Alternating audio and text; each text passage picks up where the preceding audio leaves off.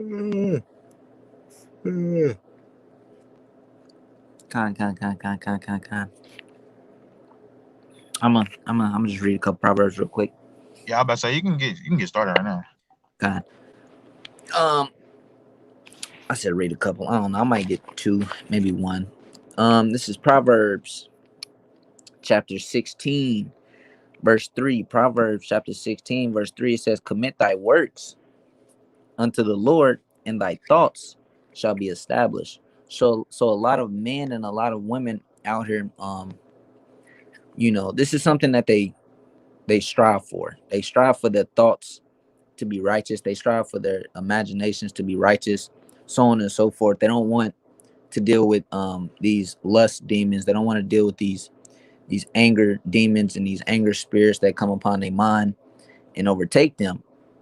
So a good way for you to not deal with that is by committing your works into the Most High God. Going out there to the highways and byways, doing your womanly duties, teaching, reading, building with your brothers and sisters.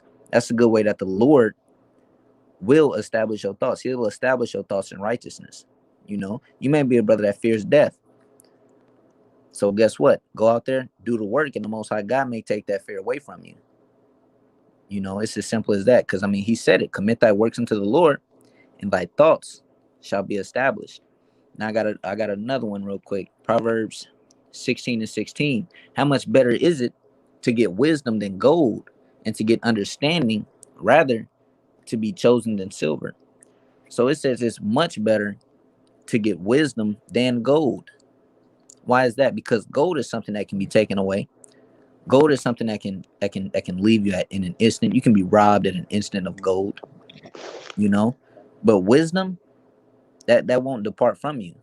You can't get that taken away unless it's by the Most High God. You'll keep your wisdom, and wisdom can gain riches itself. Through wisdom, you can get gold. But how sorrowful is it if you're unwise man with all this gold and it just vanishes away? Somebody kind of talk you out of your gold. Somebody con you out of your gold. Whereas if you're wise, you can be the man conning somebody out of their gold. You can con the heathens out of their gold. So it's much better to have wisdom than gold and understanding than silver. You know. Um. Let me get one more. Let me see. Let me get one more. One more. I got one for you too. Go ahead. Go ahead, Captain. All right, Con. So this is the piggyback off of the Proverbs 16:3 that you brought out. So this is Cyrax Chapter 6:37. It says, hey, and this is how we should be meditating. It says, "Let thy mind be upon the ordinances of the Lord, and meditate continually in His commandments." This is what we're commanded to do. This is what we're supposed to be doing, right? It says, "And He shall establish thine heart." The same thing it was saying in Proverbs. It says, "And give thee wisdom at thy own desire." So however much you desire it, that's how much you should be going hard for the Most High, and He'll give it to you, man, straight like that, right? So I'm gonna get another one. I want to get another one because you brought up. Matter of fact, go ahead, Mahar. I'll let you go. Con. This is Cyrax Chapter 11, verse 1. It looked like Captain just joined too. What's up? Captain Jeremiah just joined. Shalom. Shalom. So Yo, Shalom. Yo, shalom. I thought you was by yourself. I thought you needed some help. So Nah, we jumped need in. your help. Yeah, We can come on. always Con, I'm use your here. help. Con. I'm here. Cyrax Chapter 11, verse 1. Wisdom lifted up the head of him that is of low degree, and maketh him to sit among great men. So you can be the poorest man, the most dingiest, brokest man, but it says wisdom will lift up the head of him that is of lower degree, and wisdom will allow him to sit amongst great men. So get built up through the Spirit and acquire wisdom. Con. I got one more. This is Proverbs chapter 20 and 24. We should all know this, being the truth. Proverbs 20 and 24. Man's goings are of the Lord. How can a man then understand his own way? So if man's goings are of the Lord and you find yourself in this live tonight, sit here and figure out what's going on, because the Lord sent you here in the first place. You know, I didn't know I was going to be in the truth. It was the Lord's will that I would be in the truth. You know, man's going so the Lord, he establishes our steps, he establishes our thoughts, so on and so forth. So if you find yourself in this live, stay and listen and see what's going on, you know, because the Lord put you here. But it's on you, Captain. God. So, hey, the brothers brought out them Proverbs, man. Let's get into the lesson. So, first and foremost, we want to give all praise, all honor, and all glory to the Most High God, Yahweh Bahashem, Hamashiach, Wa Malak Yahweh Shah, and the 12 tribes out here doing this work in truth and sincerity. Right? So, you see the title of the lesson, Can You Walk in Job's Shoes? So, I entitled this lesson dealing with, I know a lot of people, the book of Job it seemed like a difficult book, but it's actually a beautiful book. And it's actually something to look at, read, and really learn how the Most High God deals, man. Hey, why Satan was created. Hey, the endurance that we have to have, the faith that we have to have, no matter what, man. And one thing for sure too is when you read Job is like, just because something happened to somebody, that does not mean that they're sinning. And the Most High used Job's friends as a perfect example, and he made them go and do sacrifices at the end for falsely accusing Job, man. So we just gonna get on a little bit on Job's story, man. Well, and it don't be too long and it be edifying. So let's go to Job 1:6 right quick. Con. This is Job chapter 1 and verse 6. Now there was a day when the sons of God came to present themselves before the Lord, and Satan came also among them. And the Lord said unto Satan, Whence comest thou? Then Satan answered the Lord and said, From going to and fro in the earth, and from walking up and down in it. And the Lord said unto Satan, Hast thou considered my servant Job, that there is none like him in the earth, a perfect and an upright man, one that feareth God and escheweth evil? Then Satan answered the Lord and said, Doth Job fear God for naught? Hast not thou made an hedge about him, and about his house, and about all that he hath on every side? Thou hast blessed the work of his hands, and his substance is increased in the land. Right. So we all had understanding Job had a lot of riches. Job had wives, he had children. Hey, Job had everything he needed. But there was a council in the heavens, the Most High God and the sons of men, and it said that Satan came also. So when we look and we read this story is not here for no reason. It's not just about Job suffering and then that's it. If we really look at it, it's proven that the Most High can have a counsel about your life also, man. And sometimes you don't have to do nothing. The Most High is doing that for a reason, man. He's trying to prove. He don't have to prove a point to you. He's proving a point to whoever he want to prove it to. And at this point, we see he's talking to Satan, man. But let's continue though. Con. Where am I at? Verse 12? You at 11. 11? All right, Con. This is Job, chapter 1 and 11. It says, But put forth thine hand now, and touch all that he hath, and he will curse thee to thy face. And the Lord said unto Satan, Behold, all that he hath is in thy power. Only upon himself put not forth thine hand. So Satan went forth from the presence of the Lord. And there was a day when his sons... And so if we understand, he's saying, hey, so the Most High giving him the okay, go and do what you got to do. He says, but put forth not your hand on him. Don't touch Job. Do whatever you're going to do. Don't touch Job. And we about to see who Satan wants. These two things that the Most High okayed is the main things that happen in our life, man. And it's either it's a test dealing with your family, family, friends, whatever, your lively stock, whatever, your livelihood, man, or it's dealing with, hey, man, you personally, the trials that you go through personally as a human being, man. Like having boils, man. Like we overlook the fact that this man had boils from the sole of his foot to the crown of his head, man. And he did not sin. It tells you in Job 1 that this man hated evil. He was a perfect man. So we have to consider this also. The things we go through, man, it's not in vain, man. But let's continue though. Con. Verse 13. And there was a day when his sons and his daughters were eating and drinking wine in their eldest brother's house. And there came a messenger unto Job and said, the oxen were plowing and the asses feeding beside them. And the Sabians fell upon them and took them away. Yea, they have been slain. Slack it. Yea, they have slain the servants with the edge of the sword. And I only am escaped alone to tell thee. While he was yet speaking, there came also another and said, the fire of God is fallen from heaven, and hath burned up the sheep and the servants and consumed them. And I only am escaped alone to tell thee.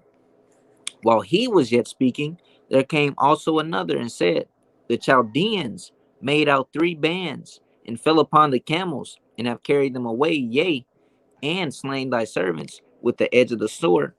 And I only am escaped alone to tell thee.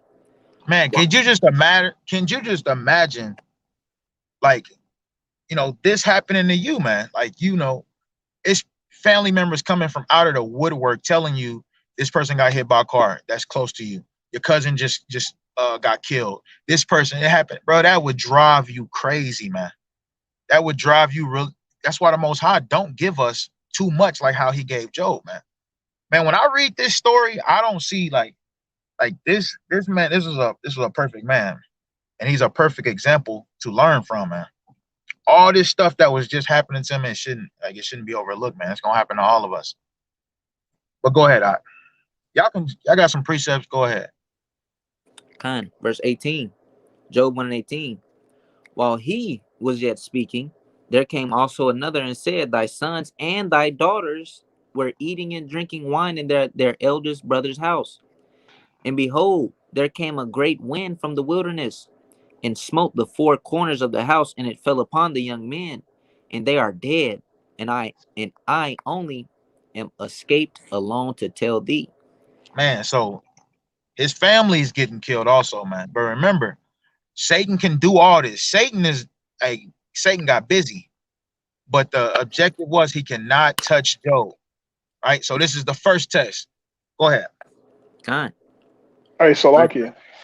Go ahead. Salakia. Hey, and the only reason why that servant escaped was so that he can go back and tell Job. The only reason why the Most High spared his life just so he can go back and tell Job.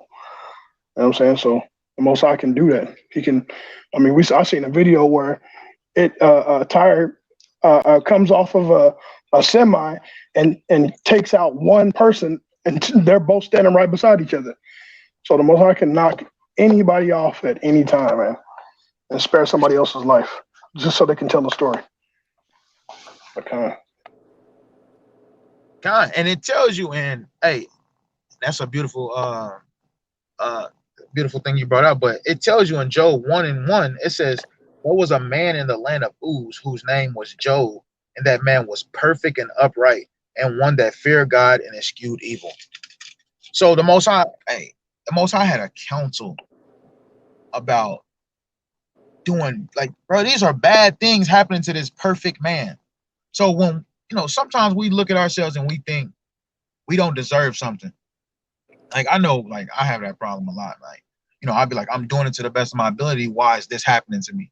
But, man, it's going to happen if the Most High wanted to happen, man. The whole thing is to endure and to keep the faith in the process of that, man. Because, man, we ain't seen nothing. Like, let's be real, man. Like, these are the tryouts. Whatever you're going through, these are just tryouts, man. The final test is Jacob's trouble. And a lot of things that the Lord is preparing you for, some things we overlook all the time. All right, but let's keep going, though. Salakia. Go ahead. I just want to add one more point. And and you said that the stuff that we go through ain't nothing. And just so happens, Yahushua went through a lot of things that he didn't deserve. Yahushua walked blameless and perfect. He was perfect. And he didn't deserve the persecution that he suffered. We deserve everything that we get. Everything that comes to us, we deserve it. Because we've been sinning and we still are in sin. It's like, let me say that we have been in sin. So we deserve everything that we've gotten. We've suffered the Most High a lot of sorrow. You know what I'm saying? We've gave him a lot of grief, the nation of Israel, collectively. So everything that we get, everything that comes to us, we deserve it. You know? And Yahushua, like I said, Yahushua didn't deserve any of that. And he still was found without no guile. You know what I'm saying? Didn't have any negative thing to say, any bad thing to say. So he was a perfect example, but I don't want to jump the gun because you probably got that held on later. Okay. Yeah, it's all good though. You want to go into it? All right, Khan. This is Job chapter 1 and verse 20. Then Job arose and rent his mantle and shaved his head and fell down upon the ground and worshipped and said, naked came out, Slakia, naked came I out of my mother's womb, and naked shall I return thither. The Lord gave, and the Lord hath taken away. Blessed be the name of the Lord. And all this, Job sinned not, nor charged God foolishly. Hey, so the things that we go through on a daily basis, no matter how tough it is, some brothers and sisters go through tougher things. Some brothers and sisters don't, man. But no matter what, you're supposed to have these characteristics. He shaved his head as a sign of humiliation. Like why? What did I do, man? Trying to humble himself, right? Hey, So, Khan, I got a quick point. God, go ahead. The crazy thing about Job is Job's name means hated. His name means hated because when you look in the Bible, it really does seem like the Most High hated this man. Everything that he went through, that's what it seems like. Like, damn, he lost his cattle. After that, he lost his servants. After that, he lost his sons and his daughters. After that, he lost his land. After that, he lost this. He lost that. He lost this and he lost that. That would seem like the Most High God really does hate this man. But that's not the case. We're going to get some more precepts and show that that's not the case. But even still, throughout all of that, he never forgot about the Most High God. He understood. He understood what the Most High God was doing to him. He said, naked I entered into this world, naked shall I leave out of it. The Most High giveth, and the Most High taketh away. He understood that he's just a man. He's not finna reply against God. And that's how you got to be. A lot of brothers go through a tiny bit of affliction and be like, damn, I don't know why the Lord doing me like this. I ain't do nothing. They start forsaking the Most High now. They start tricking the bag off because they get chastised a little. Meanwhile, his brothers out here going through afflictions like Job. And they haven't complained yet. They haven't even opened their lips to complain yet. They just taking it on the chin. So that's the kind of mindset we need to be in these last days is dealing with the things that happen to us. We already know through the scriptures. The scripture says, set thy heart aright and endure.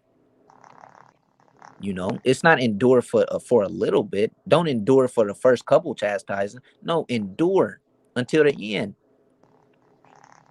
Because even Job endured after he lost everything. He lost everything. I don't know anybody that lost everything and still kept the faith. I know brothers that got everything and still don't got faith. So how much more will a brother that lose everything and keep the faith? That brother is mighty. But it's back on you, Salakia. Hey, yeah, Salakia, I got a precept. Yeah, go ahead. Oh, Salakia. All right, this is 2 Corinthians chapter 4 and verse 17. 2 Corinthians chapter 4 and verse 17, it says, for our light affliction, which is but for a moment, worketh of us as far more exceeding an eternal weight of glory. So one of the things that you were saying, which what we pray for as a camp, and I hope that y'all brothers really understand what he was bringing out too, which was understanding. Job had understanding, and you'll see throughout this that his understanding was on a different level, and it was on the level that our understanding needs to be. So he understood that there was a balance between things, that Proverbs 11:1, a false balance is abomination, right? So he understood, he had understanding of the word. You know what I'm saying? Like his understanding came from the scriptures, and he understood how the Most High God worked. He understood that he needed to go through an affliction. And like Officer Aharon was saying, that That's an affliction that ain't nobody that I know went through. You know what I'm saying? That done lost everything. Everything. You lost everything. You lost everything. You know what I'm saying? He had boils, scars from head to toe, and lost everything. You know what I'm saying? And he was a righteous man. He cared about what the Most High God gave to him, and he was responsible toward it. You know, some men get those things, like Officer Aharon was saying, and they still have little faith. Like they still don't treat the things that was given to them as a gift. But Job did. Job prayed for his children, even though his children were wicked.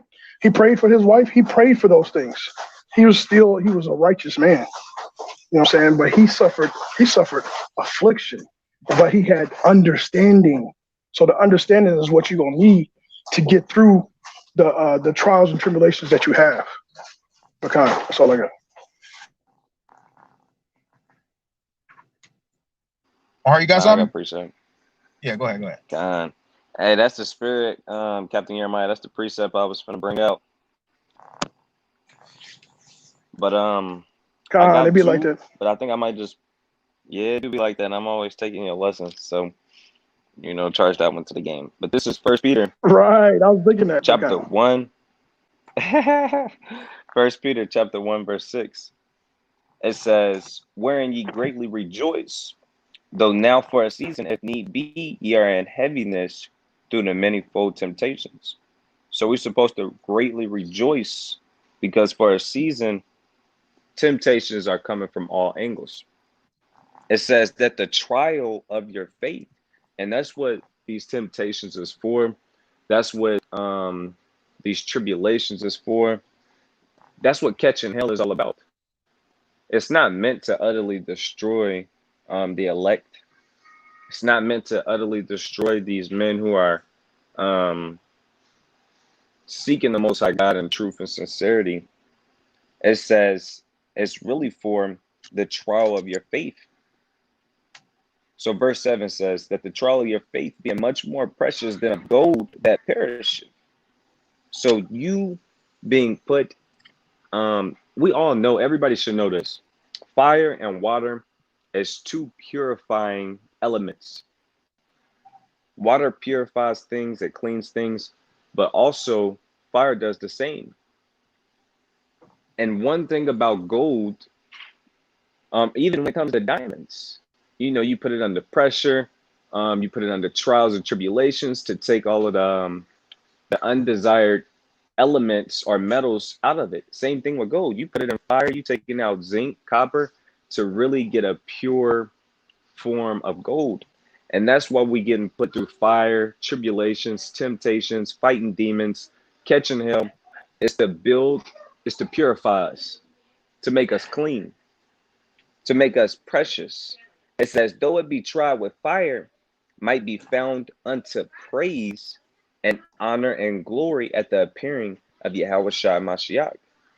So the light affliction, like Captain Jeremiah brought out in 2 Corinthians chapter 4, the light affliction that we're dealing with right now, we got to look at it as a blessing, as a beautiful thing. And going back to one of the faithful scriptures in Cyrax chapter 2, verse 4, it says, whatsoever is brought upon thee, take cheerfully and be patient when thou art changed to a low estate. But it's on you, Captain. Captain, wait. I got a precept. Hey, so I got one more chapter. Go ahead. Salakia. All right. Really, Salakia. All right, this is Deuteronomy 8 and 2. It says, and thou shalt remember all the way which the Lord thy God led thee these 40 years in the wilderness, to humble thee and to prove thee, to know what was in thine heart, whether thou wouldest keep his commandments or no. So the Most High God had us in the wilderness for 40 years to prove us and to humble us, to see if we would keep his commandments or not. All of that whole wilderness was just trial and error. He was just testing us and seeing what we was going through. And this is exactly what he did to Salakia. This is exactly what he did to Job, and exactly what he's going to do to us in these last days. He's going to put us through trials. He's going to put us through a wilderness. He's going to put us through all this to see if we'll keep his commandments or no. Because the whole counsel between God and Satan was, Job will turn away from you if you take away his possessions. Job will turn away from you. He'll commit iniquity. He'll leave you if you take everything. If you just touch what he got. If you take that hedge down and let me get at him, he's going to forsake you. That was the whole counsel, to prove Job. And we see in the first chapter, he proved Job, and Job came out gold. Job didn't come out no tin can. He didn't come out the same damn aluminum as pop cans, and he didn't shrivel up like plastic. No, he took it on the chin and came out like gold. And that's how you got to come out. You got to come out as gold, maybe silver. Silver is acceptable sometimes, but you damn sure can't come out as no tin or no aluminum or no brass or nothing. You can't come out like that. You ain't gonna make it. When the Most High start putting that fire, I'm not gonna cuss, to your butt. That's when you know it's crunch time. That's when you know, all right, I need to keep the faith. You need to start thinking about precepts. You need to meditate. All right, well, the Most High said this was gonna happen, so I know to counter that with this precept. This precept will rebuke that demon.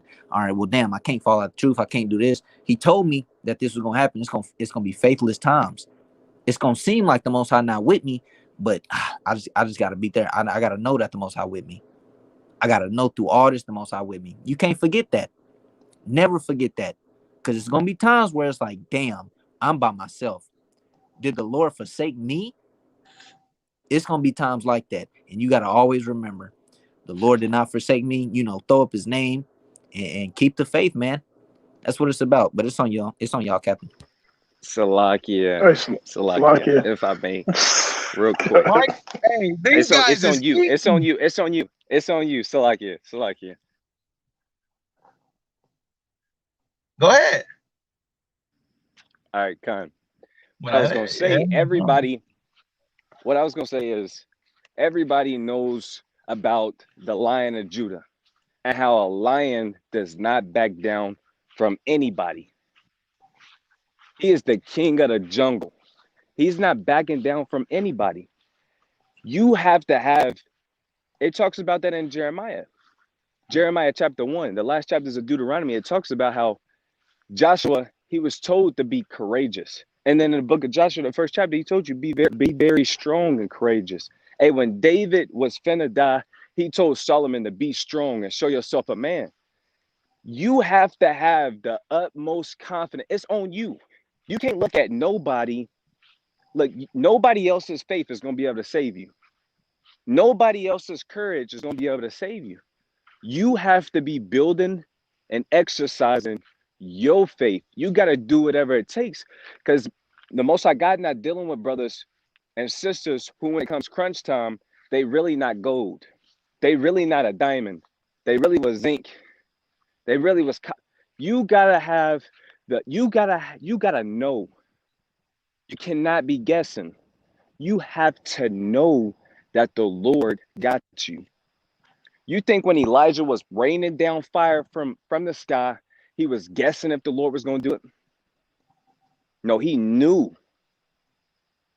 All of our forefathers knew that the Lord really had their back. When Shadrach, Meshach, and Abednego was in that furnace, when Nebuchadnezzar threw them in that burning fire, you think they did not guess. They had 100% assurity. They could guarantee that they was not finna die. We have to walk with the same confidence and courage that we putting in this work, that we believe on the Most High God, that we the children of Israel, that He got our back, and we cannot back down from none of that. 100%. That's what we got to be moving with. 100, like Captain Jeremiah say, 100 before every camp. We go over the rules of the camp. We get our spirit warmed up, and we got to get 144%, man. It's on y'all. Go ahead, Jeremiah. I'll go after you. Salakia. Hey, man, y'all said a lot of powerful stuff that just made me think of a whole bunch of stuff. But, yeah. And I'm going to start from my heart first, but I'm working my way backwards, Lord willing. But he said, you got to know. He said he didn't guess that the fire was coming. He knew, that the Most High was going to deliver. That's a whole different level. knowing something without doubting, knowing that it's going to happen. Other people going, have you ever been in a situation where other people doubted you, but you knew it was going to happen? That is sometimes a rare situation to be in, but it's a situation that is a life learning situation, especially when it comes to the Bible and the examples of the Bible. But Aharon said, Aharon, what was that scripture you brought out? Because that's the scripture I thought of when I first was listening to y'all. What's this? What's the scripture? Deuteronomy? Was it Deuteronomy? Deuteronomy 8:2. You want me to read it Khan, again? it's similar to this. Yeah, you can read that again, Khan. All right, it says, "And thou shalt remember all the way which the Lord thy God led thee these 40 years in the wilderness, to humble thee and to prove thee, to know what was in thine heart, whether thou wouldest keep his commandments or no." Khan, and I'm going to read this. This is Exodus 20:20. It says, "And Moses said unto the people, Fear not, for God is come to prove you. Fear not, for God has come to prove you." And another word for prove means to test. He has come to test you. It says, "And that his fear may be before your face, that ye sin not." Right? He's come to test you so that you will work out. So you will start to work that faith like a muscle. You will start to build that muscle, right? That faith muscle. You'll start to build that. But I wanted to just pull out that point that faith goes. I mean, prove goes into it goes into testing. The Most High God tests, right? He, like, life is a test. Our life is a test to see what we're gonna do. If we're gonna fold up, we're gonna have faith. We're gonna believe. We're gonna stand. It's a test. But this is the understanding that I was talking about before, and this is the scripture that I was thinking about, but I just couldn't find it. But I found it. This is Job 28:28, going into the wisdom or the understanding that Job had. It says, and this isn't hard for us to get because we can get this too. Job 28:28, and unto men he said, Behold, the fear of the Lord, that is wisdom, and to depart from evil is understanding. And that's the understanding that we can have, and that's the example that Job had. He feared the Lord. He departed from evil. That was his understanding. He had good understanding, like the brothers was bringing out. Makan, that's all I got. It's on you, Cap. Come on, man. Hey, so these brothers is bringing out some beautiful points. I don't know where to start from there. So I guess we can just keep reading. There ain't no point for me to say anything after that. Let's just go to the second chapter right quick. All right, God. Hey, that was beautiful though, man. God. This is Job chapter 2, verse 2. "Again, there was a day when the sons of God came to present themselves before the Lord, and Satan came also among them to present himself before the Lord. And the Lord said unto Satan, From whence comest thou? And Satan answered the Lord, and said, From going to and fro on the earth, and from walking up and down in it. And the Lord said unto Satan, Hast thou considered my servant Job, that there is none like him in the earth, a perfect and an upright man, one that feareth God and escheweth evil? And still he holdeth fast his integrity, although thou movest me against him, to destroy Hey, him without cause." So we have the full understanding that the Lord is calling this man perfect, but the Lord is still allowing the Satan to do certain things to him, man. So when we read this, we be like, damn. So certain things that happen to you, man, it needs to happen to you, straight like that, man. Like the brothers was going into the suffering thing, man. We all going through different. Like I might have the same suffering as this brother. He might have the same suffering as him, but eventually we can all put forth these sufferings and we'll know how to deal with it, man. Jeremiah, that's my big bro, man. He showed me how to avoid a lot of stuff, man, that he already dealt with the same sufferings, man. So hey, go to 1 Peter 4:12 right quick. God. That's why brotherhood is very important too, man. You said 1 Peter chapter 4 and verse 12? Yeah. God. This is 1 Peter chapter 4 and 12. It says, Beloved, think it not strange concerning the fiery trial which is to try you, as though some strange thing happened unto you.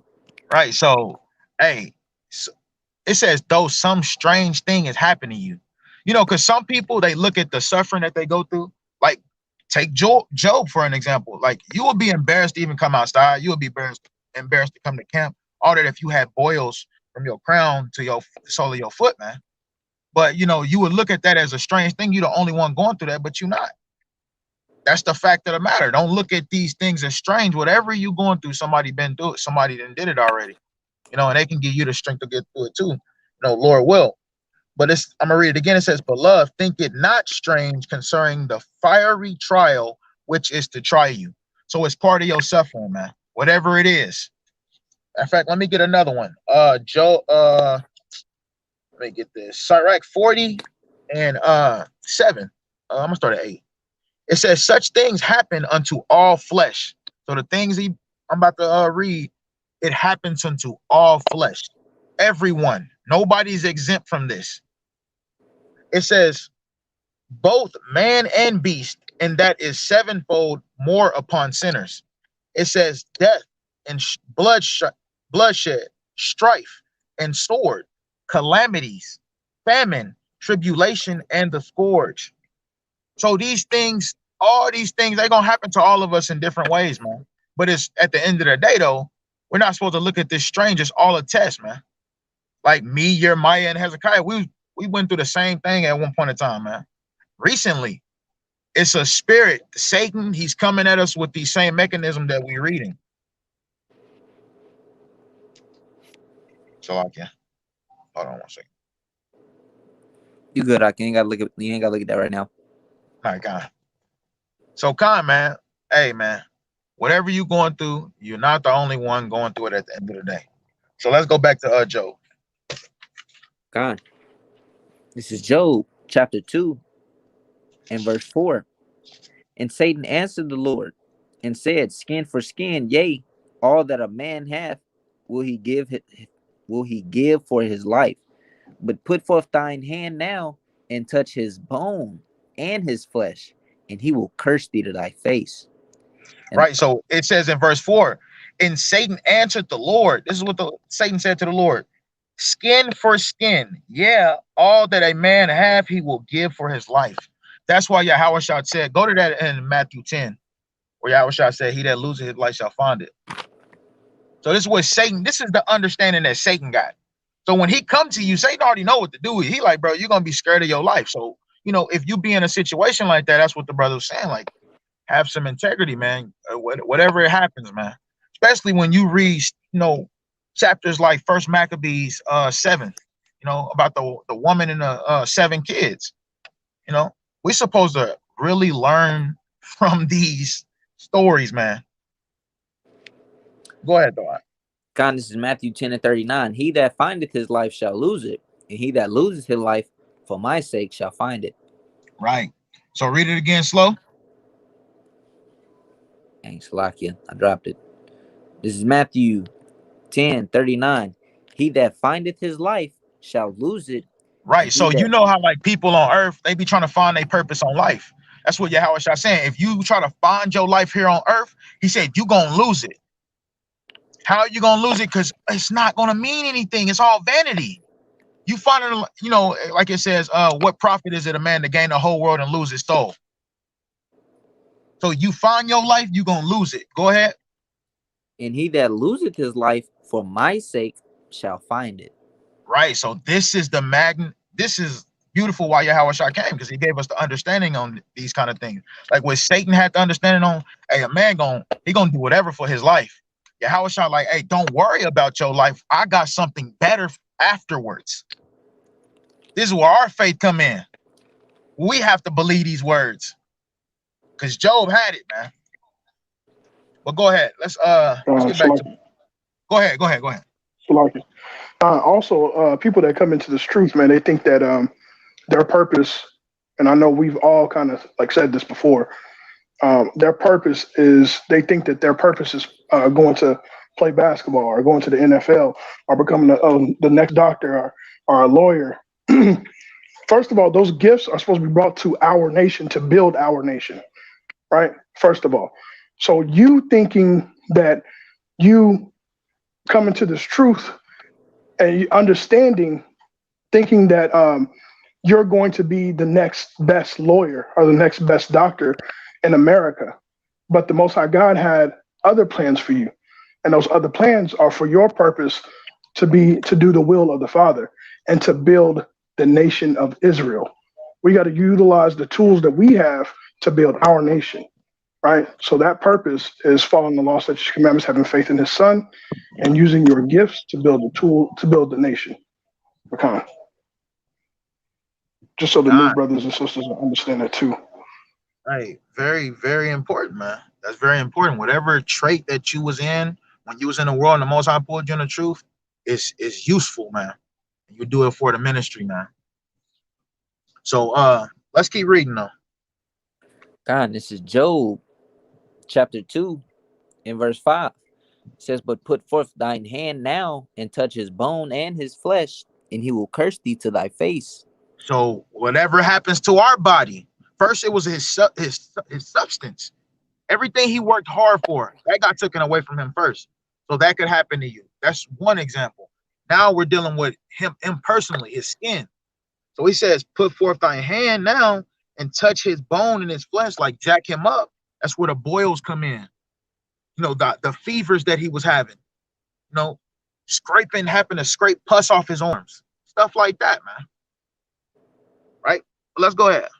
God. Verse 6. And the Lord said unto Satan, behold, he is in thine hand, but save his life. The Most High said, do whatever you gonna do, just don't kill him. This could be you. So we're not supposed to look at these things as strange, man. We look at it as lessons learned, like it told you in chapter 1 and the 21, starting at 20. It told you what Job did.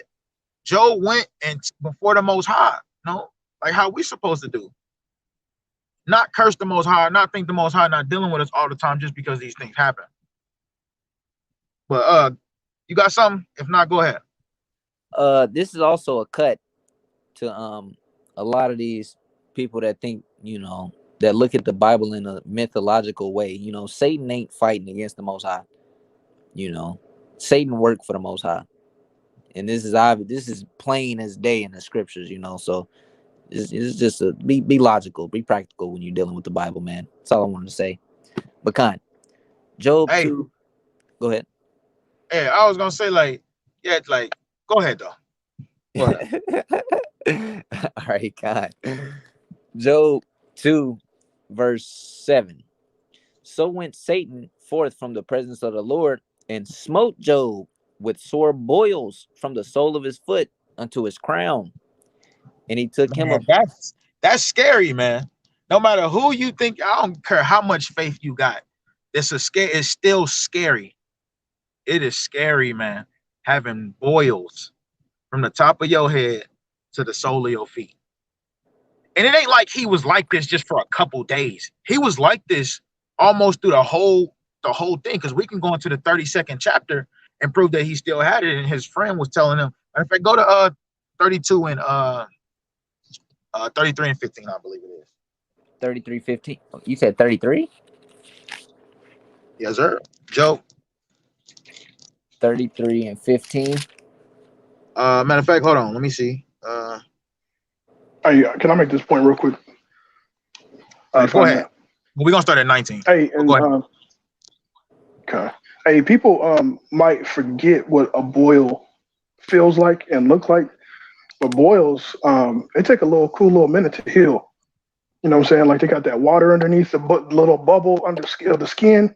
You got the bubble of the skin, and they got the little fluid underneath the skin of the bubble. You know, some people say it's good to bust it.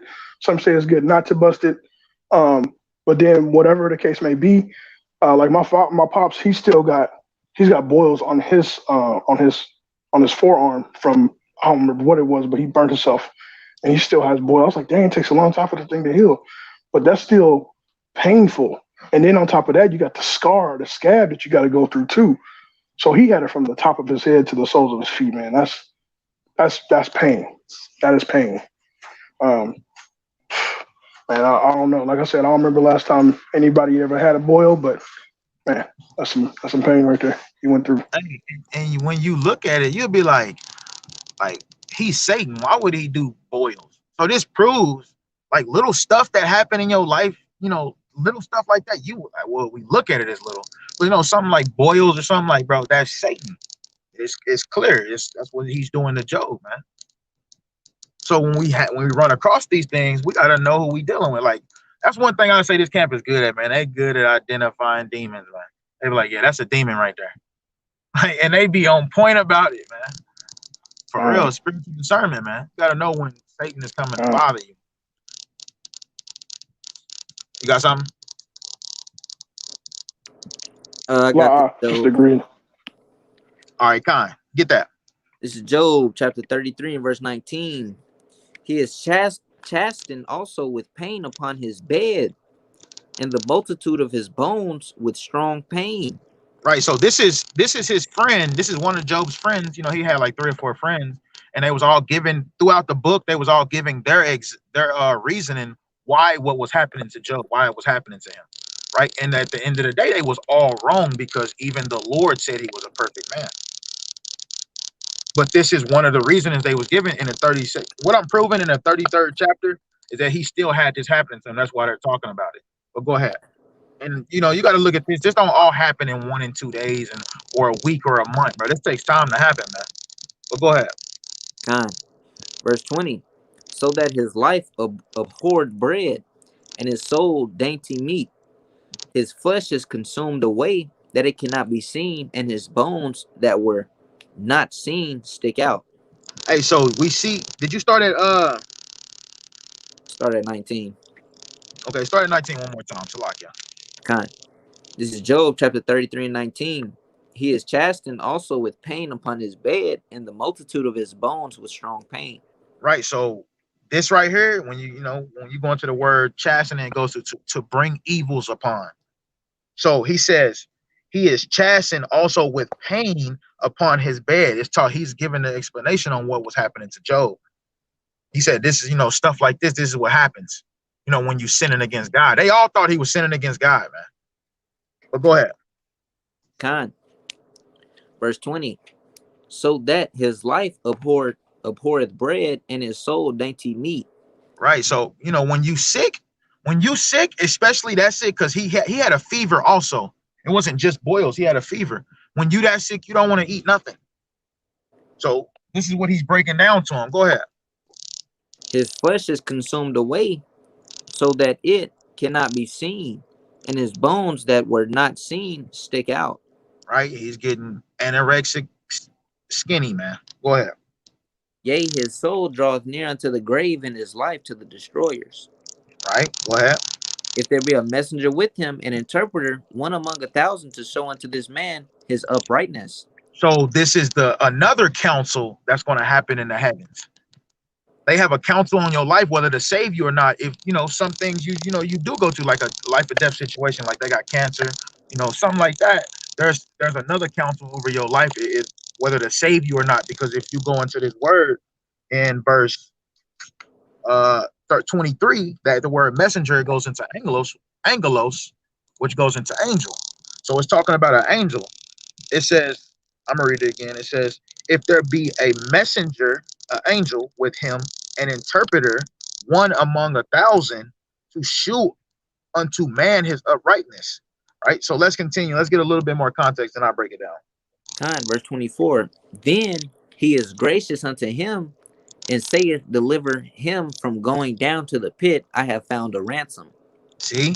So the angel goes to the Most High and was like, like the brother brought out yesterday, the Jeremiah 17 and 9, or it might be 19 and 1, but 17 and 1. But your sins are being recorded, man. And the angel will go to the Most High and be like, well, he was doing this and he was doing this. And it tells you right here how it works. It says, if there be a messenger with him, an interpreter, one among 1,000, to shew unto man his uprightness, then he is gracious unto him and said, deliver him from going down to the pit. I have found a ransom. And we know what the pit is. It goes into Sheol, the grave. Right? So there's a counsel on your life also. At the end of the day, the Most High do what he want to do. Straight like that. Like if he want to allow you to be sick unto death and then have a counsel of to save you or not, hey, that's what he gonna do, man. So, and that leads me to another thing in Job. Job 34 and 10. Right? And we can find all this in Job, man. Right? Only thing we got to do is read. That's all we got to do. So this is Job 34:10. It says, therefore hearken unto me, ye men of understanding. It says, far be it from God that he should do wickedness, and from the Almighty that he should commit iniquity. It says, for the work of a man shall he render unto him, and cause every man to find according to his ways. So, hey, regardless, whatever the Most High do with you, we all can say we deserve it, whether we really truly believe we don't or not, man. We deserve it. But it says right here, the Most High don't do wickedness. He don't commit iniquity. So he do what he wants to, man. All right, but let's finish this 33, and I believe we at 25 now. And then we'll go back to 2. Con, Job 33:25. His flesh shall be fresher than a child's. He shall return to the days of his youth. All right, go ahead. He shall pray unto God, and he will be favorable unto him, and he shall see his face with joy, for he will render unto man his righteousness. Right. So this is him coming back to his health, right? After that ransom, that council has had, if whether to save you or not, right? But this is another point I want to get. Keep reading. God. Verse 27. He looketh upon men, and if any say, I have sinned and perverted that which was right, and it profiteth me not, he will deliver his soul from going into the pit, and his Hey, life shall see the light. So, hey, regardless whether you think you right or you wrong, you need to be, telling the Most High these things, man. This right here. Read it one more time. God. Verse 27. He looketh upon man, and if any say, I have sinned and perverted that which was right, and it profited me not, he will deliver his soul from going into the pit, and his life shall see the light. Right. And there's a couple scriptures, man. We look at Isaiah as a perfect righteous man, but Isaiah told you in Isaiah 6:6 that he committed sin, and he was a man of unclean lips. So putting 2 and 2 together, man, we see what's going on, man. But the Most High said in verse 28, he will deliver his soul from going into the pit, and his life shall see the light, man. So let's go back to Job 2 now. God. This is Job. Hey, this is a beautiful story, man. When you really get into Job, man, when you read it, man, it's a beautiful story, man. Because at the end of the day, how brilliant the Most High is. So Job went through all this. His friends was blaming him for stuff that wasn't even the fact. But the things that was written, we're using them to prove a point that is factual. Bro, that is how brilliant the Most High is, man. How he used it 2 ways like that. Telling, man, give all praises to the Most High for that, man. All right, go ahead. God. This is Job chapter 2, verse 8. And he took him a potsherd to scrape himself withal, and he sat down among the ashes. Then said his wife unto him, dost thou still retain thine integrity? Curse God and die. Hey, so, I'm pretty sure this is common. Israel bring this out a lot. But it's after Satan gave him them boils, it says that he would took a potsherd to scrape himself withal. So he took a metal piece, object, and he was scraping the pus. Get it in another translation. I think it's the GNT. Job 2 and 8. God, I'm grabbing it. Bear with me. Ah, man. Job 2. You said GNT? Yeah, kind of. This is Job chapter 2 and verse 8. Job went and sat by the garbage dump and took a piece of a broken pottery to scrape his sores. Man, do you hear that? He said, man, he took a piece of pottery and scrapes, and it's talking about scraping sores. It's talking about scraping the pus off of your sores, because that's what come out of sores, pus. So this is what he was doing, man. And that's what his wife said to him, man. At his lowest of lowest point. But we got to take that in consideration also, man. But Let me get 7 and 5 in the GNT also, because I want to show you something. Man. I'm gonna read it in the KJV, but get it in the GNT. It says Job 7 and 5. It says, "My flesh is clothed with worms and clods of dust. My skin is broken and become loathsome." That means hateful. Job hated what he was going through. So, but one thing for sure, he never cursed the Most High. He never gave up on the truth, man. Straight up, man. This is something we learn from this book. Never give up, no matter what happens, because it could be just a test. Could you imagine, you know, whatever made you follow the truth, where you was like, forget all this. When you go see the Most High, he's like, bro, that's all I. After you passed that, we would have been straight after that, bruh. That would you would be pulling your hair, bro. You'd be pulling your hair out, man. But go ahead, though. When you got that. Con, If this I is may, Job. Go ahead, just to talk about the test part real briefly. I know my mom and my dad, they would test their kids a lot of times, whether small or big, or they might already know the answer to something that the kids did, but a lot of times it was literally just to test them, see how they was going to respond to the certain situation. Because you know your kids, but even because you know them, you still test them just to make sure, see where they at, see where their head is at. So being tested is not far-fetched. And we're not saying being tempted, because the Most High don't tempt. The Most High will test you. He will allow you to be tested. Straight up. You gotta understand them as two different things. But you got that out? Yeah. This is Job chapter 7 verse 5 in the GNT, or in the Good News translation. It says, "My body is full of worms. It is covered with scabs. Pus runs out of my sores." Man, this man in the Bible, Job, man, that was horrible. Just hearing it, man. We didn't even get to see, just hearing it. It's like, what? But we know he dealt with it, man. And what did the Most High do? The Most High gave him, I believe it was like 5 or 10 times the increase that he already had, man. He was already a rich man. Right? Matter of fact, that gave me a precept, man. Let me get this precept.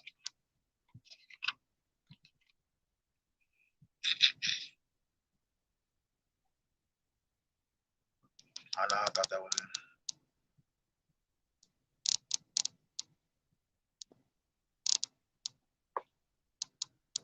Hey, while you looking for that, that made me think of what Yahweh Shah said, man. He said, "Be faithful over a little, and the Lord will give you much more." I forgot how it really went. Be faithful over a few. Let me I can grab that. grab it. I will make you Lord of many, yeah. Yeah. Grab that for me, Muhammad Baba Yeah, Shah. it's Luke chapter 19. I can grab it. God, Luke chapter 19, verse 17. Luke 19 and 17 says, "And he said unto him, Well, thou, good servant, because thou hast been faithful in a very little, have thou authority over 10 cities." So Job was faithful. Job was faithful over a very little. He had he was already a rich man, but that was probably a small amount to the things that he was gotten afterward. And he had to endure that little chastening for that one season, for a lifetime of riches and glory. Everything that he lost, he got back and more.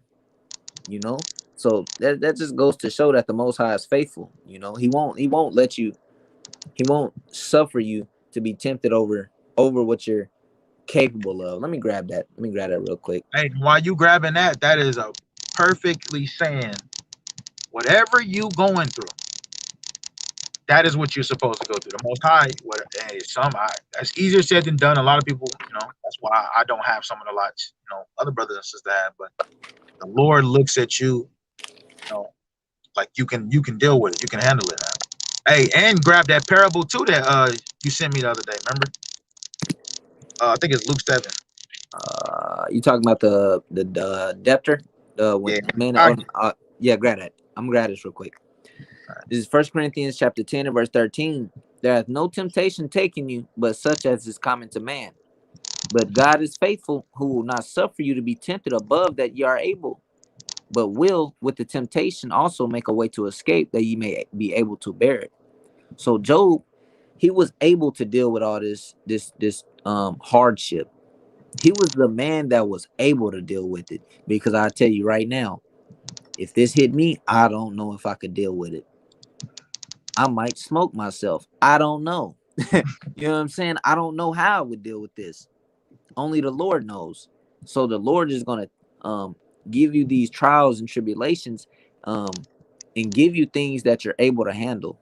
You know, if you're a man that can lift 20 pounds, he may give you 19 pounds lift, then give you 20, and then he be like, you know what? I know you can lift 21. Lift 21, and then you may never think you would get through 21, and you lifted 21, but he not finna just throw a whole 50 pounds on you and be like, yeah, watch him fail. That's not how the Most High God works. Scriptures say he is faithful, and he will not suffer you to be tempted above that ye are able. And we know that Romans 8:28 says, it says, and we know that all things work together for good to them that love God, to them who are called according to his purpose. So all of this stuff worked good for Job. It worked according to the Most High's purpose, because Job got a greater increase after all that, and he was found faithful, and he got a great name. How beautiful is that? Obviously. What did you say? And I said, If I may, obviously, we Right. going over it. Go ahead, Mark. and think about this. Yeah, his substance was increased. And yeah, he believed on the Most High God. But when everything was over and done with, think about how much more he believed on the Most High God. Think about how the trying of his faith, the trials of his faith, it brought forth much more fruit. It brought forth that much more faith. It made him believe that much more on God, go that much more harder for God. That's the peaceable fruit that the trying of your faith can bring.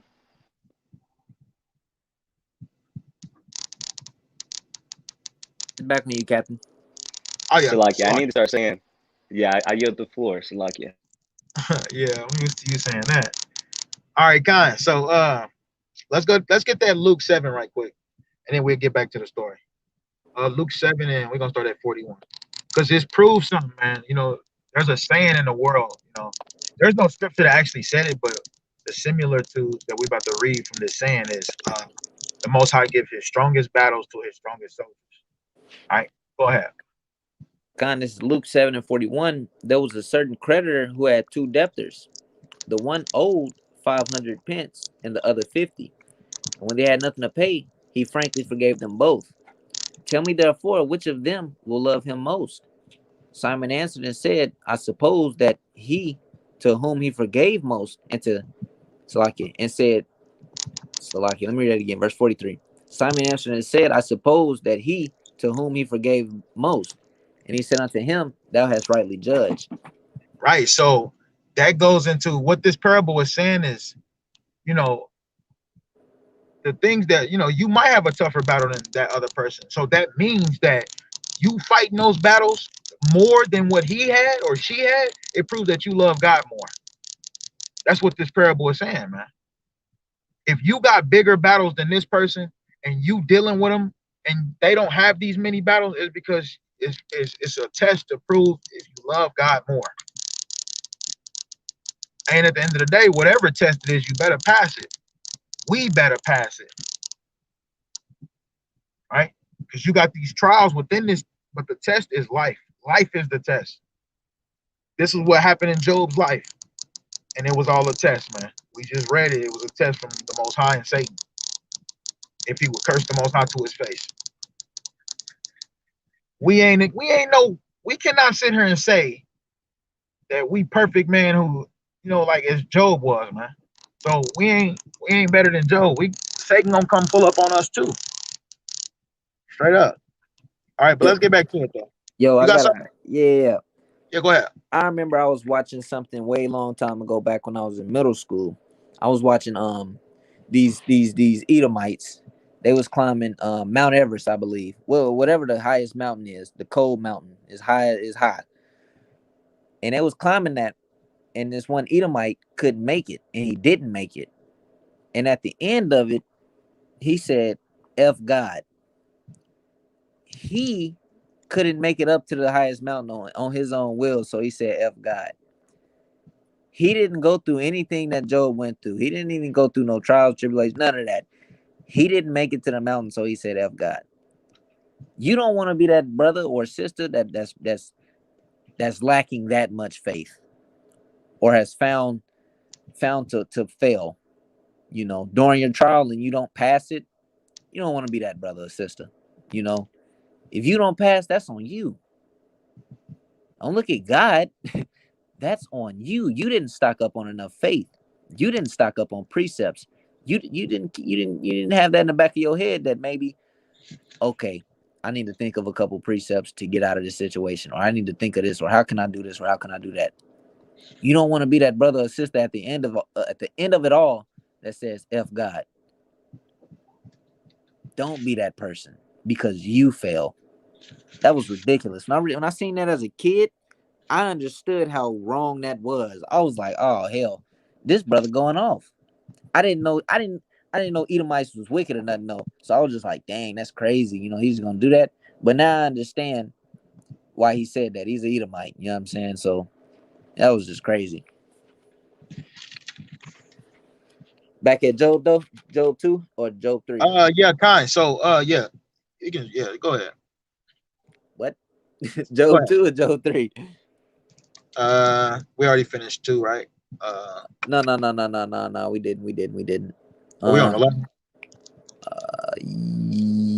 No, 10, Salaki. We're at 10. All right, go ahead. This is Job 2 and 10. But he said unto her, thou speakest as one of the foolish woman speaketh. What? Shall we receive good at the hand of God? And shall we not receive evil? And all this did not Job sin with his lips. Hey, so that's another key point. That's another key point, an example we need to be learning from what Jeremiah was just going over, man. Jeremiah was just going over there, you receiving that good and that bad. Hey, because it could be a test. Hey, it could be a test. And sometimes the Most High do it to you just to keep you on track. Let's get that. Go to Wisdom of Solomon 12. I love this precept, man. I always bring this. I bring this precept out as many times as I can. Wisdom of Solomon 12 and 1 and 2. 12 and 1? Yeah. God, this is Wisdom of Solomon chapter 12, verse 1. For thine incorruptible spirit is in all things. Therefore, chastenest thou them by little and little that offend, and warnest them by putting them in remembrance wherein they have offended, that leaving their wickedness, they may believe on thee, O Lord. Hey, and I went over earlier, chasten, if you look at it in the blue letter, it means to bring evils upon. Right? And who brings that evil? Satan.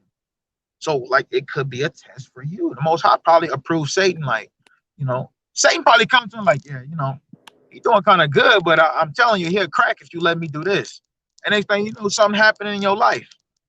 What, you gonna crack? You gonna let Satan win? Nah, bro. That's how we gotta look at this, man. That's how we gotta look at it. Because that's one thing Christians do got is they'll say, not today, Satan. They can acknowledge that. But they just don't, they're still blind sheep though, man. I got a quick precept. Yeah, go ahead. This is Cyrax Chapter 11 and 25. It says, in the day of prosperity, there is forgetfulness of affliction. And in the day of affliction, there is no more remembrance of prosperity. So Job actually remembered his prosperity in his affliction. He was like, shall we receive good at the hand of God, and shall we not receive evil? That's a false balance. That's a false balance, like Captain Jeremiah brought out. How can I receive all this good and not get a little chastened for it, not, so on and so forth? How can he not prove me? And that's what he telling his wife. He said, man, you sound foolish. You sound like one of these foolish women out here. Because she should know better. Being married unto Job, I believe Job was a righteous man. So he had his house in order, I believe. So he probably like, you bugging out. But I'm going to jump down to verse 27. It says, the affliction of an hour maketh a man forget pleasure, and in his end his deeds shall be discovered. So it says the affliction of an hour maketh a man to forget pleasure. Job been afflicted for a couple days now with boils. So he probably like, damn, this is tough. He probably don't even remember how normal skin felt like. He probably don't remember that. But at the end of this verse, it says, and in his end, his deeds shall be discovered. Going into his works shall be discovered. And Job's works was discovered, and they was discovered righteous. Because at the end of this, it says Job sinned. In all this, did not Job sin with his lips? In all this, he hasn't sinned. He hasn't forsaken God. He's still been on God's side. He's still keeping the faith through all this. Even his wife turning his back against him. Because we know that Yahushua spoke on this, and I believe it was Malachi. It says that your enemies shall be those of your own household. Even when Job's wife, his rib, the one closest to him, the one he became one with, is telling him, curse God and die. Why are you still dealing with this dude? Look what he's doing to you. You know, she kind of getting in his ear, talking to him about it. The Most High killed your kids. You know that? The Most High took all this away from you. You know that, Job? Look at your skin. It's falling off. You think God loves you still? Look what he's doing to you. You know that she's in his ear saying all that. And Job probably was just like, man, look, get out of my face, dude. Shall we accept good but not evil? You got to be spiritual and meditate on this kind of conversation. Because, you know, the Bible is just kind of compressing a lot of stuff. So this was probably an ongoing conversation like, man, look, you sound foolish. Get out of my face. That's how righteous Job was. Imagine your wife in your ear after all of this. You're vexed already and she's telling you this. You're trying to keep the faith and she's in your ear telling you this.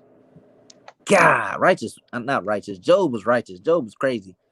God, he was crazy. That was dope, though. That was dope. I forgot about that.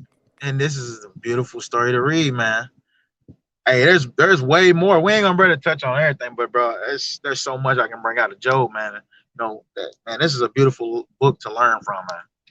Beautiful book, man. And I'm not saying like not, go ahead. No, go ahead. You can finish what you got. Only thing I was gonna say is not like how the Christian church, they just make it seem like he's perfect and that's it. Man, there's way more to Job, man. Way more to it. But go ahead. If you go to the video, the Western mindset that I did, I went into the type of mindset that men and women have to have, especially with each other, because that story would fit perfectly with the Western mindset story. How the wife said what she said. I don't even like saying it, but she said what she said, and how Job operated with his wife.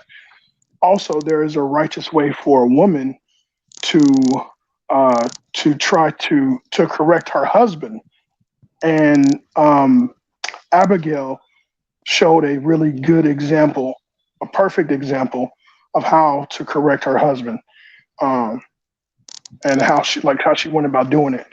So there's both sides of correction there, and there's a lot of things to learn. Like you said, what's that? Yeah, pull out a couple of precepts. Give me 1 second. All right, kind of like how Al-Haran said, a lot of this is compressed. So that's why it's good to have these other stories to back up the examples of what one story says, because the Bible doesn't contradict itself. So with that, keeping that in mind, the Bible doesn't contradict itself. There's other stories to show how we can correct each other, how we can go about talking to husband and wife. And Job did give a perfect example of showing, like, what did he say? Could you read that again? You brought that out where he brought out where he told his wife said, curse God and die. Is that the one you brought out? Khan. Salakia.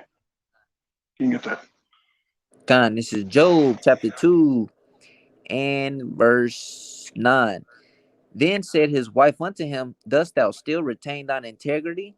Curse God and die. God. So didn't he say like you speak of a foolish woman or something like that? Was that the God, next verse? I don't know. All right. verse 10. But he said unto All her, right, go ahead. thou speakest as one of the foolish women speaketh.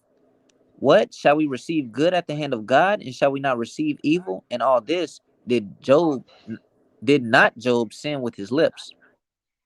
God, so beautifully put. And I know the brothers already said there, he showed that the Most High God, he understood the fear of the Lord and knowing the boundaries and understanding the balance that the Father has.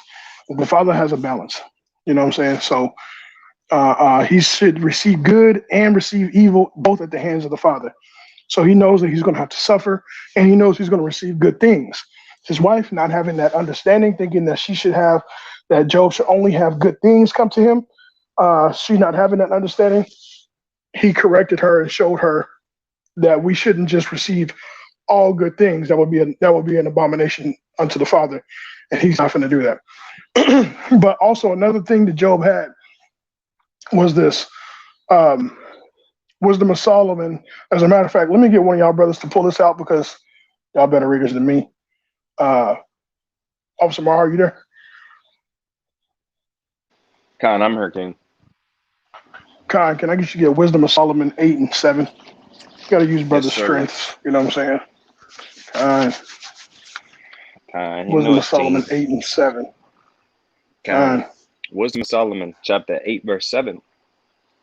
And if a man love righteousness, her labors are virtues, for she teacheth temperance and prudence, justice and fortitude, which are such things as men can have nothing more profitable in their life. Khan, so this is the type of mindset that a man is supposed to have. Fortitude, justice and fortitude. Fortitude, the definition of fortitude is courage in pain or adversity. It says, strength of mind that enables a person to encounter danger or bear pain or adversity with courage. This is the type of mindset. This is what Job is showing us, that a man is supposed to have fortitude. He's supposed to endure pain and still have courage and still have integrity. Another definition of fortitude. Fortitude refers to the strength in the face of adversity or different, or Salakia. It says, or Salakia says, people who have fortitude are described in an admiring way for their courage. People who have fortitude are described in an admiring way for their courage, right? So this is what Job had. He had fortitude. So this is something that we also need to lock in as Israelite men, and having fortitude, right? Courage in pain. All that pain that Job had, he still had courage. He still feared the Lord. He still was upright, right? Did y'all brothers have something you want to add into that? Since Captain DeBar gone, I'll pull a quick precept. This is James chapter 5 and 11. It says, behold, we count them happy which endure. Read that again. Behold, we count them happy which endure. Ye have heard of the patience of Job, and have seen the end of the Lord, that the Lord is very pitiful and of tender mercy. So we count them happy that endure. We count Job happy. You know, he may have been sad for a season. He may have lost everything for a season. But it also said, you have heard of the patience of Job. He was dealing with that patiently for that season. And then what else it says? It says, you have seen the end of the Lord. And we've seen that the end of Job's story is happiness, healthiness, wealthiness. You know, Job was righteous and he received things at a great magnitude after that. Just like Officer Mahar brought out. Imagine his faith after that. Imagine the amount of love he had for his brothers and his sisters after all that. He would never take life for granted ever again. You got something, Captain? Con, I do. Mahar, can I get you in Matthew 16:22 through 23? Matthew 16:22 through 23.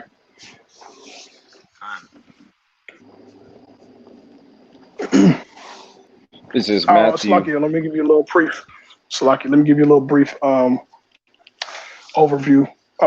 So Job corrected his wife, and this is getting ready to show you the same thing that Yahushua also showed, and it was someone close to him, which was his disciple Peter, how he corrected his disciple. And the reason he's going to give you the scripture actually explains itself, but he's going to give you the understanding of why he said what he said. So go ahead. John, Matthew chapter 16, verse 22. Then Peter took him and began to rebuke him, saying, Be it far from thee, Lord, this shall not be unto thee. Khan, so But he Peter is turned and getting said ready unto Peter, to select. So Peter is this was when the time when Christ was getting ready to get persecuted and going through his suffering as far as enduring the hardship of going onto the cross. And Peter is wanting, he's thinking his love is to show that Christ isn't going to go. Basically, he's not gonna have it, because that's the love that his understanding is giving him at the time, which is the type of love that a lot of us have. But understand the type of love that the Father has, and this is what Christ is getting ready to show Peter and the rest of us. Go ahead. verse 23. But he turned and said unto Peter, Get thee behind me. Get thee behind me, Satan, thou art an offense unto me, for thou savorest not the things that be of God, but those that be of men. Khan, he said, for thou savorest not the things that be of God. So this was not the type of mindset that Peter should have had, because it wasn't what the Most High God had in store. Christ knew the parables, the prophecies that was for him, that he had to fulfill. And if Peter had the same mindset, he wouldn't have said what he said, right? He wouldn't have done what he done, because it says, for thou savorest not the things that be of God, but those things, it's like those that be of men. So Peter was doing the things that he was trying to show his love, his compassion, but not what the Father had in mind, right? The Father had in mind that he had to go through, Christ had to go through the suffering for the nation. He had to fulfill those prophecies, right? So taking the same understanding back to the story of Job, Job had to go through this. He had to suffer good things and bad things at the hand of the Father, because that's what is supposed to happen. So the understanding of both Yahushua and Job, they both had to suffer, and it was all due to what was according to what they had to suffer, according to their lot, according to their prophecy, according to their destiny that the Father had in mind, not according to what their own understanding was. Well, Lord willing, or some understanding to that. Man, Salakia, man, that ain't never happened before, bro. Like I had it on the charger, and this mug going backwards. Like it went from like 25% all the way down to 1%. But when I seen it on 1%, can you hear me? Kind of be like that. Yeah, we hear you. Right. Salakia, man. All right, let's get back to it. Where was we at? Job 2 and 11. This is Job chapter 2 and verse 11. Now when Job's three friends heard of all this, I'm going to start that again. Now when Job's three friends heard of all this evil that was come upon him, they came every one from his own place. Eliphaz the Temanite, and Bildad the Shuhite, and Zophar the Naamathite, for they had made an appointment together to come to mourn with him and to comfort him. Right. So that's all I wanted to get on that. So that's all I wanted to get on the Job. So at the end of the day, I want to stop where his three friends. This is where they start bringing up the accusations against Job. That's what mostly all of these chapters is dealing with. His friends, Job talking, going back and forth with his friends. You know, they basically explaining to him what a wicked man is, the punishments of a wicked man, and Job is explaining to them, and then he's explaining to the Most High that he's innocent, right? But the fact of the matter is, he is innocent. You know, some people might not, and we learn from this. Some people might not understand you. You know, you might be going through something and people think you sinning, but that's not the case. Just like it was with Job. You know, we look at these stories, man. We learn from these stories, man. We have to, or you ain't gonna make it far, bro. Like, you know, could you imagine, you know, all your substance getting taken away from you? You know, the boils from the head to the feet. You know, and you keep your integrity through the whole thing. We can say that all day long, just like, you know, Peter said, and I will not deny you, Lord. But let's I want to get That's a beautiful example too. Go ahead. So Lakia, I just wanted to say this too, because that's a good example of we can say things like you said all day long. We can say it until we go through it. But the realization is when the reality sets in, then it can be a whole different story. That's just like I took my kids to Disney World one time. It was hey, I want to ride this, I want to ride that, until we actually got there. Then reality set in and things changed. You know what I'm saying? So reality was like, nah, this is a little bit more intense than what I imagined. And that's the way it is though. Like we think we can do it. And usually if you believe enough, you can. You know what I'm saying? You can do that.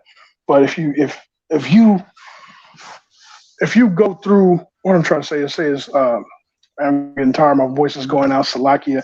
But it's just bottom line what I'm saying is your imagination can trick you until reality sets in. So pray that that's our weapon right there is prayer. Is that when affliction does come, we can have enough strength to face it, man. Okay. Hey, the brother said, don't say you won't, pray you won't, you don't. That's gonna be a slogan, what? That's a proverb. Yeah, that's definitely a problem. And that's how you know we the ones wrote this book, man. Our forefathers. But guys, so since you brought out that, man, I do want to get, because Job's friends, you know, like I said, they thought he was in sin. They thought the reason why that was happening to him because he was sinning against God. Right. So let's go to 8 and 20. This is what one of his friends said. God, this is Job chapter So 8. just to give you a little insight, remember chapter 5 is where Job was like, I got pus running out my, I got pus coming out my skin, and I got worms coming out of it, and dust be over my pores, my sores. And the very next chapter, this is Elihu, one of his friends, one of his three friends. This is what he says, 8 and 20. God, this is Job chapter 8 and verse 20. Behold, God will not cast away a perfect man, neither will he help the evildoers. Right, so this is his friend giving a little bit more. He's telling Job, he's like, bro, the Most High is not going to do you like that if you're doing what you're supposed to be doing. So he says, God is not about to cast away a perfect man. This is what he's telling Job. He's telling Job, hey, you messed up. It's something you did. You need to figure out what you did. All right. I want to, hold on, let me see this. All right, so let's just go to 19 now. Let's go to chapter 19. God, this is Job chapter 19. You want me to start at 1? Yeah. God, this is Job chapter 19 verse 1. Then Job answered and said, how long will ye vex my soul and break me in pieces with words? These 10 times have ye reproached me. Ye are not ashamed that ye make yourselves strange to me. Right, so we know we see who Job is talking to. This is what he's saying. He's writing back. He's like, why are y'all treating me like this? You know, because Job knew he didn't do nothing wrong at the end of the day, man. But it was nothing like, you know, in a you dealing with reality. There's nothing you can do, man. All thing I do is just take it, man. Whatever comes your way, you got to take it. Gird up your loins like a man and take it, man. But go ahead. And be it indeed that I have erred, mine error remaineth with myself. If indeed ye will magnify yourselves against me and plead against me my reproach, know now that God hath overthrown me and hath compassed me with his net. Behold, I cry out of wrong, but I am not heard. I cry aloud, but there is no judgment.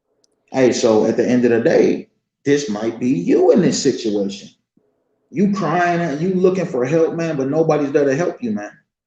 But reading this, we see what? That it was a test. So now I want to get the main part. Let's drop down to verse 26 and 27, man. God. This is Job chapter 19 and verse So why 26. he get mad? We understand that his wife said, "Do you hold fast your integrity? Curse the Most High and die." So we in the 19th chapter, and he's still holding fast his integrity, man. Go ahead. God, verse 26. And though after my skin worms destroy this body, yet in my flesh shall I see God, whom I shall see for myself, and mine eyes shall behold, and not another, though my reins be consumed within me. Man, so this man is clearly telling you, I don't give a damn what happened. I'm going to keep my faith in the Most High God as well. We should.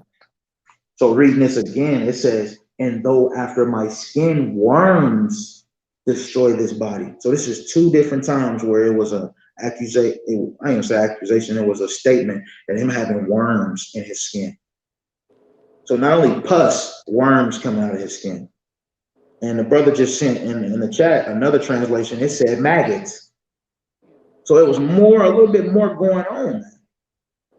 Like the brother said, they're just compacting it all because, you know, like you said about Yahushua, if it was everything was written down, we wouldn't be able to contain it all.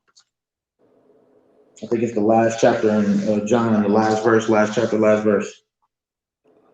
All right, but kind of let me get this right quick. So I can...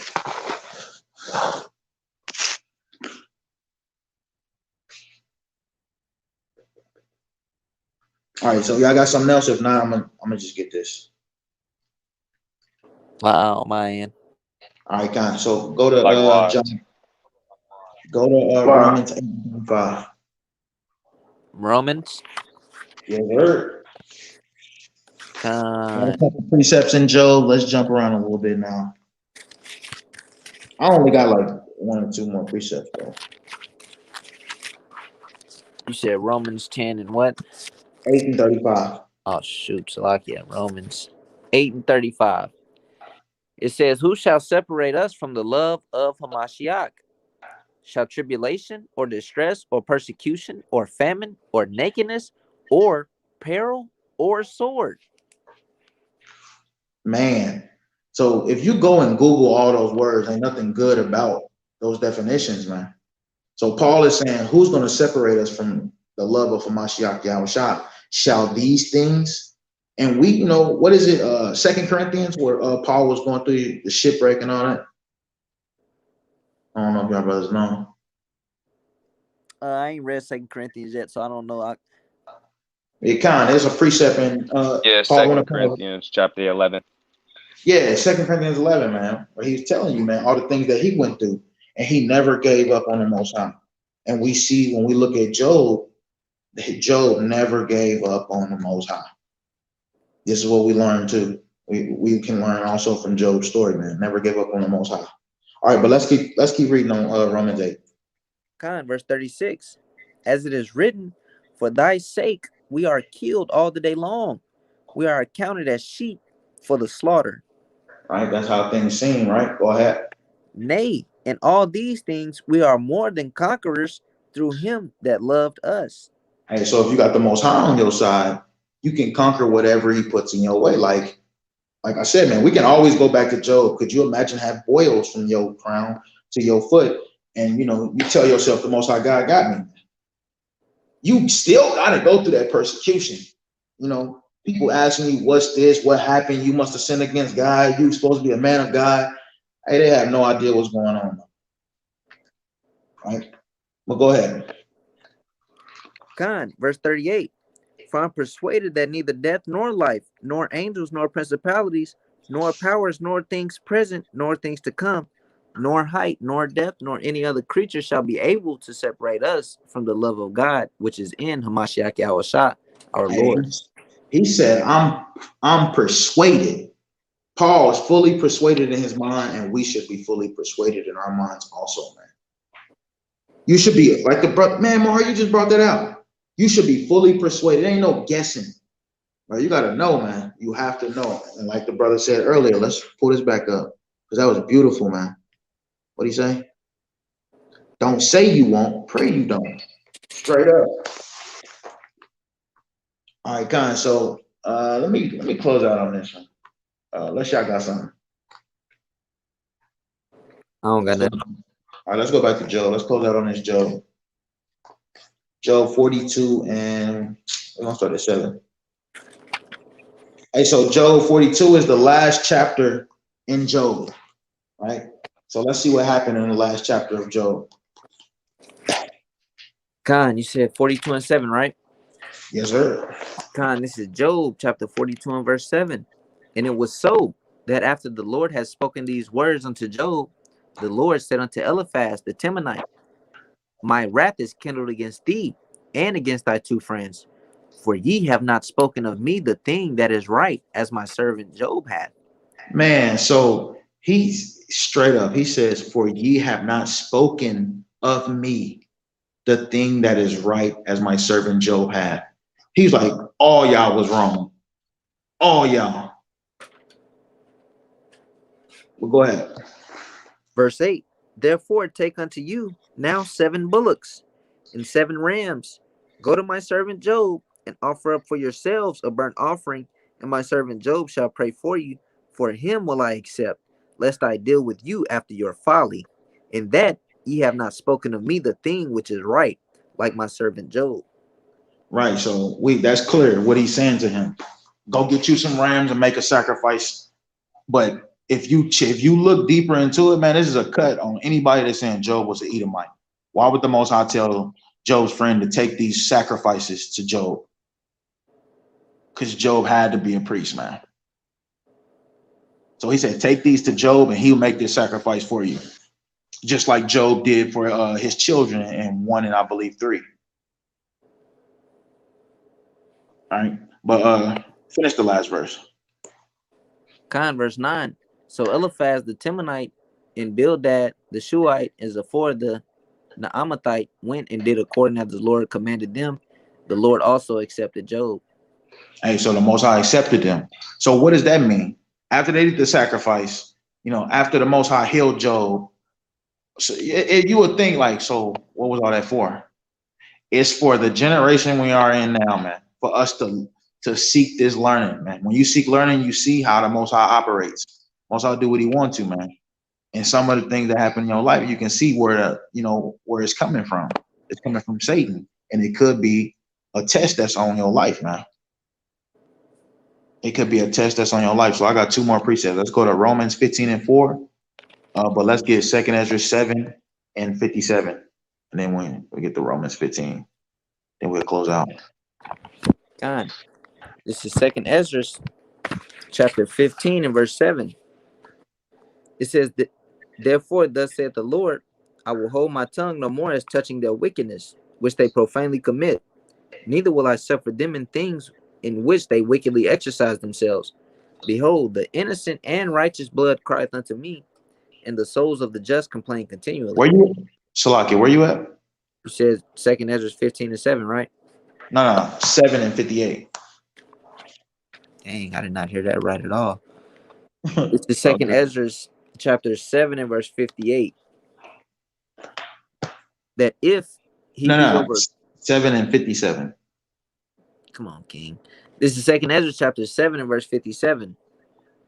Then answered he me and said, this is the condition of the battle which man that is born upon the earth shall fight. That if he be overcome, he shall suffer, as thou hast said. But if he get the victory, he shall receive the thing that I say. Right. So, man, hold on, man. That's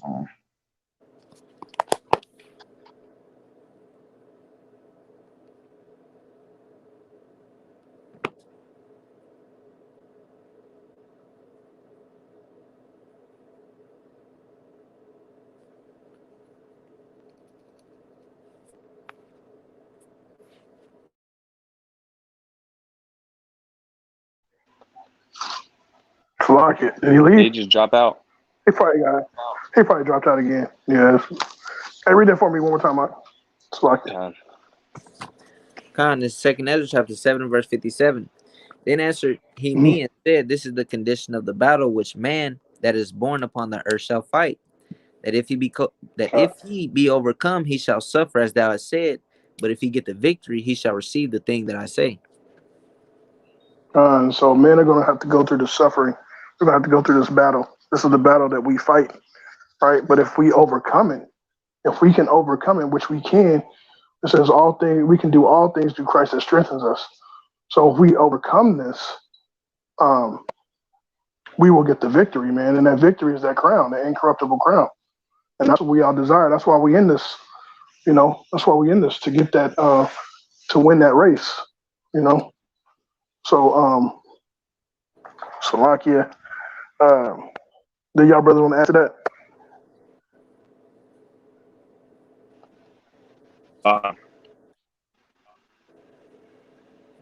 Okay, kind. But yeah, so read it for me one more time, Slovakia. Con. You hear Then me? answered he me and said, this is the condition of the battle which man that is born upon the earth shall fight. That if he be overcome, he shall suffer as thou hast said. But if he get the victory, he shall receive the thing that I say. So, hey, DeMar, you want to get that? Go ahead, Doc. Kind, like I said, man, this is the condition of the battle that we got to face. And that condition is that we got to suffer. We got to go through this hellish condition. We got to go through all these trials and tribulations and these tests and persecutions. And if we not made, if our, let me slack this. I'm thinking of the scripture real quick in Psalms. It is Slovakia. I think I got it right here. But it's talking about how how we are strange. We look strange to our family members, and if we ain't strange looking to our family members, man, we might need to examine ourselves. Slovakia, it is. I'm talking about I've become a alien unto my mother's children. Khan, that's what I'm looking for. What's that? It is Psalm 69 and 8. It says, I am become a stranger unto my brethren and an alien unto my mother's children. Khan, so you got to become a stranger into your mother and an alien to your Slovakia. I probably reverse that. Your mother's children, but man, that's what we coming into this truth. This world is flipped upside down for a reason. You know what I'm saying? So coming into this truth, we're gonna be looking strange to our people. Our people gonna be, trying to figure us out, trying to figure out if we're Muslims. That's the first thing that they ask. So they trying to figure us out. We just strange to them. You know what I'm saying? And if you ain't strange to them, you need to examine yourself, like I said. You know what I'm saying? But that's the condition of the battle that we all have to face. You know what I'm saying? So, but we strive to that victory. We strive for that incorruptible crown, like I said earlier. Did anybody want to add to it? Con. Yep. Con. Back to you. Yeah, can y'all hear me? Yep. All right, Con. Hey, he couldn't have said it any better. So let's get the last precept. Let's get that Romans 15 and 4. Con, this is Romans chapter 15, verse 4. For whatsoever things were written aforetime were written for our learning, that we through patience and comfort of the scriptures might have hope. So us reading the book of skimming through Job, hey, we see what the things that he went through. If you have to go through it, what you need to do, and that is endure to the end and keep the faith in the Most High, no matter what the circumstances, whether it's your substance that's getting taken away from you, or it's whether it's you being afflicted physically, man. Whatever, man, you got to keep the faith in the Most High, like Job told you in Job 19 and 26. You got to keep the faith, man, in these last days. All right. So, hey, man, Lord willing, somebody was edified, man. I'm going to end it off with that, man. We've been on here almost 2 hours. So, Lord willing, somebody was edified. We're going to give all praise, honor, and glory to the Most High God, Yahweh, Bahashem, Hamashiach, Omalak Yahushua. To the 12 tribes out here doing this work in truth and sincerity. Hey, the water for tuning in, man. Like I said, Lord willing, you get edified, man. Shalom, wa barakatuh. Shalom. Hey, y'all pray for y'all's family, man. Pray for each other. Pray for us as we pray for y'all, man. Put that special hedge of protection over each other, because we're going to need it in these last days. But shalom, wa barakatuh.